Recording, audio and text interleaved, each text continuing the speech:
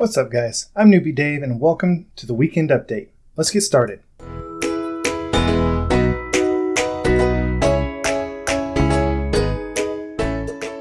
How's it going, y'all? I hope y'all are having a great weekend. Today's Weekend Update is going to be a little bit different. Normally, I go a little bit more casual for the Weekend Updates, and I wear my blue jeans and t-shirt, and we just kind of hang out around the base and either do some tidying up or some modifications. But since we're getting ready for the dragon fight, there's something that I need, and that can only, well, it can't only come from Nether, but it's best found in Nether. What I need is some Eyes of Ender. So Eyes of Ender are made from Ender Pearls and Blaze Rods. I need to get more Ender Pearls and more Blaze Rods because I'm running low on both. I haven't really been using Ender Pearls, I just haven't been collecting them. And a lot of the Blaze Rods that I collected previously went towards potion making. Now I've already talked about how to collect Blaze Rods, so I'm not going to spend a lot of time on that today. I'll probably go collect some more off camera. But I do want to talk about how to safely and efficiently get more Ender Pearls. So Ender Pearls are dropped by Endermen. And Endermen can be found in any dimension. They're in the overworld, they're in the Nether, they're in the End, where they come from, because, you know, Endermen. Like the end. I feel like I don't need to explain that. But aside from the end, where they have the highest probability of spawning, the second best place to find them is actually in a warped forest biome in the Nether. These guys spawn a lot around here, although right now I'm having trouble finding some. And so this is a really good place to farm them because then you don't have to run all over looking for them. But if you're not comfortable coming to the Nether and still want to get a lot of Ender Pearls, you can hunt for Endermen in the overworld. You're just going to have to do a lot more running around, and there's not really a good place to go specifically to find Endermen. Now, 3 things you should know about Endermen. Number 1, they are neutral mobs, meaning they will not attack you unless provoked.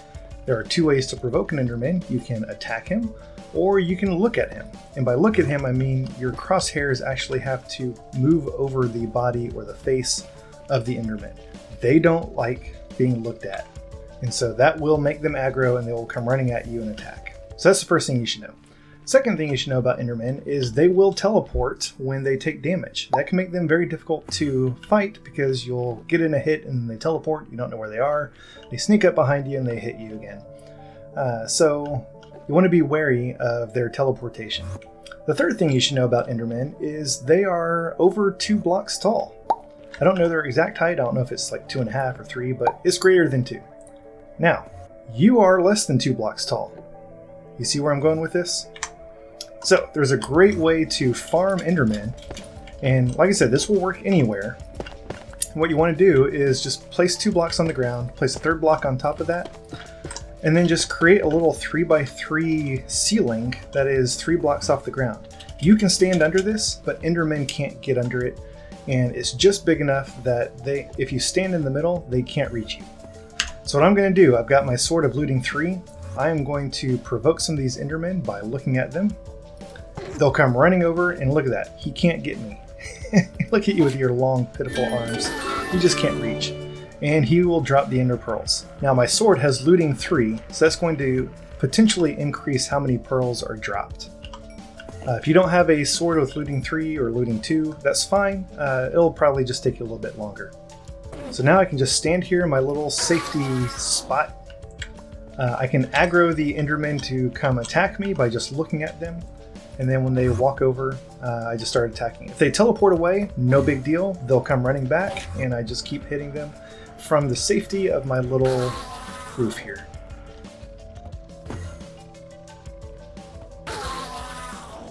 So all in all, I need at least 12 Ender Pearls. That is bare minimum. The reason I need 12 is in order to go to the end, you have to find an end portal. An end portal has 12 end portal blocks around them. I don't know what they're called. And they take an Eye of Ender to activate. And so at the very least, you need 12. You could get lucky and find an end portal that already has 1 or 2 Eyes of Ender inside of it, but I would not plan on that and bring fewer Eyes of Ender.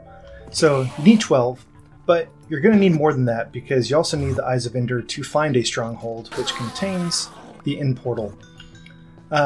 Besides that, having Ender Pearls in the end, especially for the dragon fight, can be incredibly useful, because I'll go ahead and use one here just to demonstrate. If you throw an ender pearl, watch this. Teleport. You can teleport by throwing an ender pearl.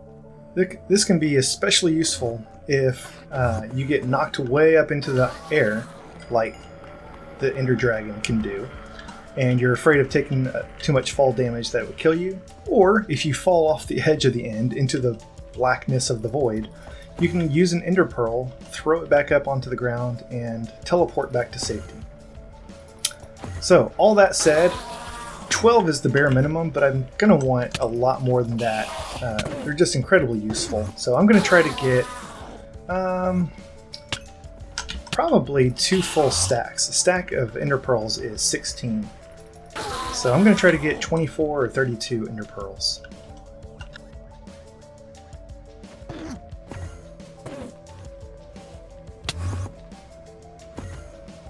Okay, one more important thing to note about Endermen. Apparently there's more than 3. They cannot be shot with bows and arrows or crossbows. Endermen teleport, and if you try to shoot them with a projectile, they will simply teleport the moment that the projectile would have hit them. And so it's useless, it's pointless to try to fight them with a bow and arrow. And another thing. So check out this guy. See, he's carrying a block of whatever that green stuff is, nylium. Enderman can pick up blocks.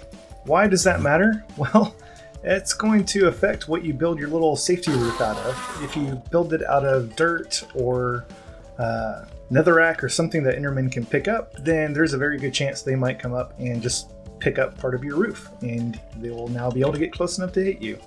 So keep that in mind when considering what to build it out of. There's a list online of what types of blocks Endermen can and can't pick up. None of them have tried to pick up these basalt blocks yet, so I assume that this is pretty safe.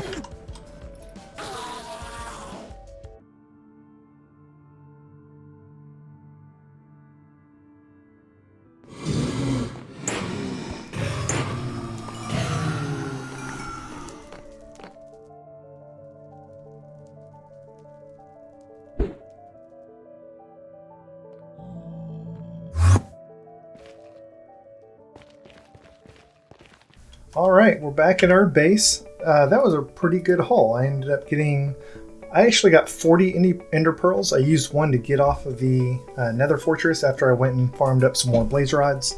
So I'm left with 39 ender pearls, plus what I've already got back at my house. So that was pretty good. Didn't take too long to get those. Also managed to snag 2 more gas tiers by defeating a couple of ghasts, which means I finally have enough gas tiers to make some regeneration potions. So I can put one in there and put the other one in there. Now I have that slot filled up. Alright, so before I wrap this up, there's one last thing I want to show you. So to make an Eye of Ender, you just combine a blaze rod and an ender pearl. Somehow... Okay, my mistake, you combine blaze powder, which is great. That means that we get even more because you get 2 blaze powder per blaze rod. So you combine you combine an ender pearl with blaze powder, you get an Eye of Ender.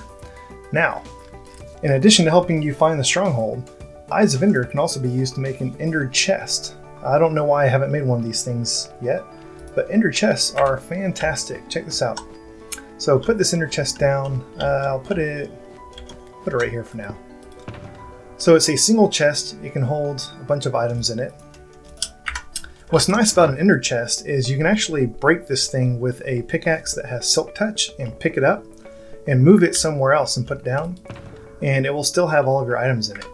In addition, you can build multiple ender chests and they will all have a linked inventory, which means that any ender chest in the game that you open will have the same items in it. So you can put some items in an ender chest at your base and then go to the nether, for example, and fight some endermen or do whatever you do in the nether, and put down another ender chest and open it, and there's all the stuff that you put in an ender chest in your base. It even goes so far as to, if you die, you can make another ender chest and open it, and it will have all the stuff that was in your ender chest when you died. So it's a great way to just hold on to stuff that you don't want to lose. We're definitely going to be taking an ender chest around with us later in the game, so having these things are great.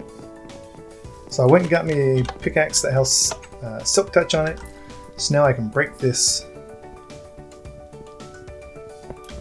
pick it up, go somewhere else, put it back down, and there's all the stuff that I originally put in it.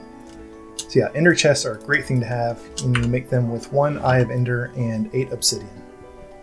Alright folks, that's going to wrap things up for today. Thank you so much for watching. I hope you enjoyed this episode, and if so, please like it. It will help me out, and if you're enjoying the series, please subscribe so that you can get notified of future episodes as they come out. Thanks y'all, and have a great day.